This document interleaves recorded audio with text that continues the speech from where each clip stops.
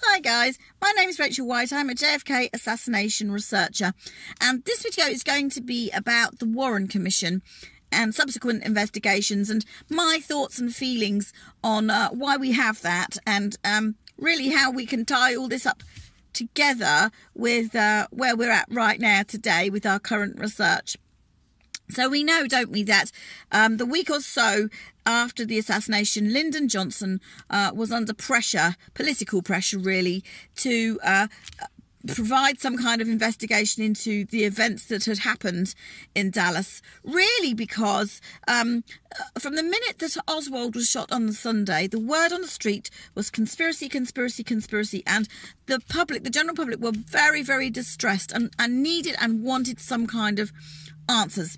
So Lyndon Johnson appointed Earl Warren to head up this commission, and he took on the post, understandably, very, very dauntedly, and met with Johnson, and I don't think really wanted the task. And so from 1964 onwards, we see the FBI and the Warren Commission representatives interviewing various people involved in the assassination with a story to tell, to come and give testimony, proper testimony in front of witnesses, proper hearings. And they, in the end, published 26 volumes of the Warren Commission, which must have been a huge pile of documents like this, which was condensed to some paperback form for public consumption that was on sale in the usual newsagents and things like this.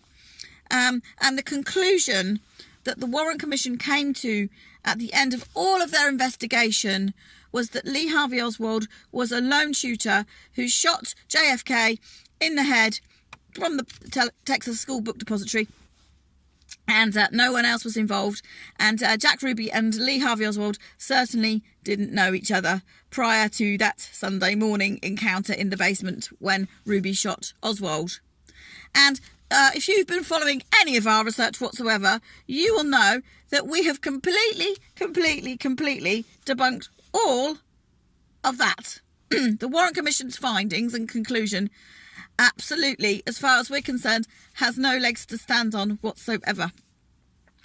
Now, later on in the 1970s, and there were other assassinations, political murders, RFK and Martin Luther King particularly, and so they opened another investigation into assassinations, and that was called the House Select Committee on Assassination, HSCA. And their findings, actually, right on the very, very last day of the hearings, were that there was indeed very high probabilities, the way they put it, that there was a second gunman on the knoll. So we've got two official positions. We've got the Warren Commission that says Lee Harvey Oswald lone nutter, and then we've got this other investigation that's saying very possibly high probability of a second gunman on the knoll. How much more do we know today, 55 years on, than those two positions? We know far more. And my understanding is really that the Warren Commission went in there with a mission to find Lee Harvey Oswald guilty, and that was their foregone conclusion. And they built the evidence that they could find around to support that idea. Now, really, what they should have done is they should have, in my opinion, had an opportunity for people with a story to tell to come forward. You see, when the Commission were asking their questions, they were asking their questions in a loaded way. And certainly when I was reviewing the testimony of Lily Mae Randall, it became very apparent to me that they were pushing her questioning in a very deliberate way. And they wanted her to talk about the grey jacket that was found underneath the car some distance away from the Texas Theatre, to link Lee Harvey Oswald to this abandoned jacket, which is incredibly random anyway. And they were pushing her line of questioning down this path.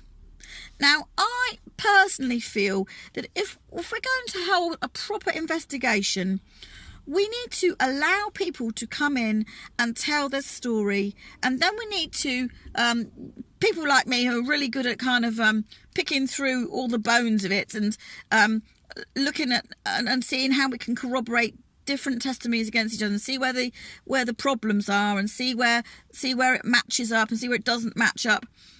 If we allow people to just tell their story and they just speak freely, we can really get to that place of understanding the truth so much better, so much easier. Because people will just say what they need to say, and invariably they will tell the truth without even intending to tell the truth.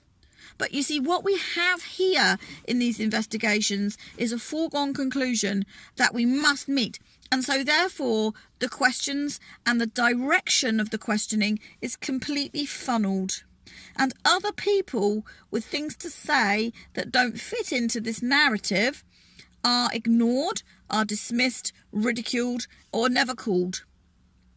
They're simply ignored.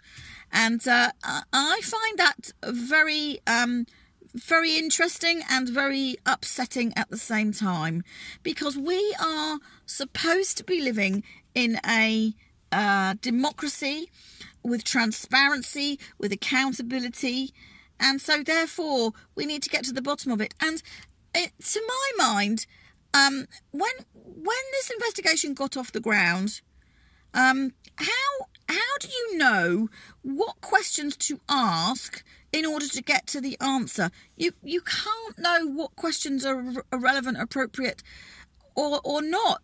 Everything is of equal weight, and that is what is helping for investigators to put things together, because things that seemingly don't seem significant are hugely significant, but we don't realise the significance of them at the time. And so therefore we can't ask questions really that go down a certain line, because we don't know what is important and what is not important. Now, after the Oliver Stone film came out in 1992, they set up another board, the Assassinations Record Review Board, I think it was called, to push the government to look at these things again in the wake of this film, which is a hugely pivotal moment, really, actually to bring our understanding in terms of our cultural understanding up to speed for another generation. That film is a huge marker.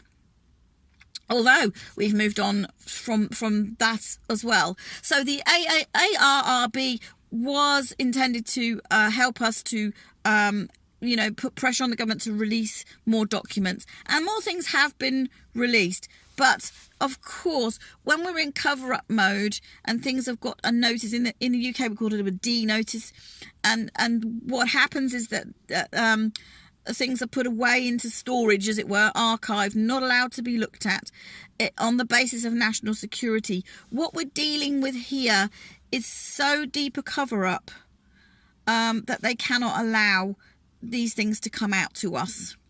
And what Richard and I are saying is we have investigated this, and we are presenting what we know has gone on here. And we understand that Jackie Kennedy shot JFK, and this is what they don't want to admit to on an official basis. And so some of the information that's come out, in the beginning it was a lone nutter, and now there's a high probability that there's a conspiracy because there was somebody on the knoll. Things have shifted, but still we've not got any kind of official hint that Jackie is involved at all. This is all down to the research that Richard and I and a few others have done ourselves. Okay, so the Warren Commission was set up to, as we've said, to make sure that the cover-up was in place and the evidence matched the narrative, and to find Lee Harvey Oswald as the lone shooter. Now, heading up the Warren Commission underneath Earl Warren and setting it up at the high level was Alan Dulles. And he was specifically put into that role. And I find that an absolute travesty that Johnson put that man in that position, because Kennedy had fired Alan Dulles from the CIA, and Alan Dulles absolutely was the kingpin in arranging this assassination. He knew all the ins and outs because he was the head conspirator. He is a coup d'etat mastermind, and here we are. We find him sitting on the Warren Commission. I mean, it's more than ironic. It's disgusting. It's disgusting. And of course he's there to ensure that the cover-up stays in place on an official basis. And we've got other people like John J. McCloy.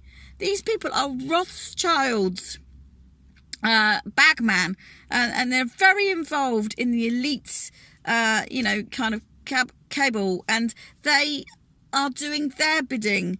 What we got to remember is the Warren Commission was not there to give us answers. The Warren Commission was there to support the cover-up. And John J. McCloy, also on the Warren Commission. Well, these people, they were sat round at Murchison's mansion the night before, signing off on the hit. And here we are, we find them on the Warren Commission. Because it's the same people. It's the same people, and they are adding to the cover-up. They're not dealing with finding out the truth. Never, ever finding out the truth. They are propping up the establishment party line. And we see this again and again and again and again. In the UK, we've come to a place with all our child abuse scandals that we have set up an inquiry, a child abuse sex scandal inquiry. It's been through 4 chairmen. 4. Because who do you choose from the establishment who's not connected in, who's in the knowledge, in the loop, to be impartial? There isn't anybody. This is what we've got to realise, that the people that are put in position to do the job are compromised by their association, by their involvement, because they're in the loop. They haven't, and this is what I'm saying, they haven't got into that position by accident. They are in position because they can be trusted to keep the thing going. That's why they're in position in the first place. So when it comes time to choose people to be impartial, there isn't anybody, because you don't get into these high positions unless you're up there doing the work of the elites to start with. This is how it's rigged. This is how it's rigged. And it was rigged for the Warren Commission, and it's rigged for all these investigations where there needs to be a cover-up. And it's rigged for us in the UK with our child abuse scandals. And it's a travesty. And it's wrong in a democracy. And it's wrong when we need to have a complete impartiality. And we need to get to the truth. We need to understand. We need answers. And this is wrong, wrong, wrong, wrong, wrong. So I guess what I'm kind of saying is, what we need to do is we need to come together, people that are very skilled, and we need to have people's investigations into these matters, because these elite people are always going to skew things one way. There's money involved, there's bribery involved, there's corruption involved, there's blackmail involved, the whole gamut of stuff. Okay, but if we have people that are of the people, for the people, doing these things, we're going to get to the answers, and we're going to get justice, because we're going to understand that we've got the truth. Okay, and we can see it coming in the UK. The Grenfell Tower inquiry is going to go the same way, unfortunately. And these inquiries, they're given multi-million pounds worth of money to do the work. And all we find is that actually it's a cover-up for what's been decided already and what's already happened already. And these people that are in charge of it, involved in it, on the board of it, they're already up to hearing it. So how do we ever know what they're telling us is ever the truth? The only way is people for the people, and some skilled people being able to do that. These investigations also, they have a time limit. So what they do is they say, right, well, the cut-off date is going to be here. We're going to produce our report. This is our deadline. So they drag their feet and they stall, and they don't get to the answers. They don't get to the answers because if they do that, then they run out of time. That's another tactic that they use. And guys, this is awful. This is our world that we live in, and I want to see a change, because this is just not right anymore. This is not right.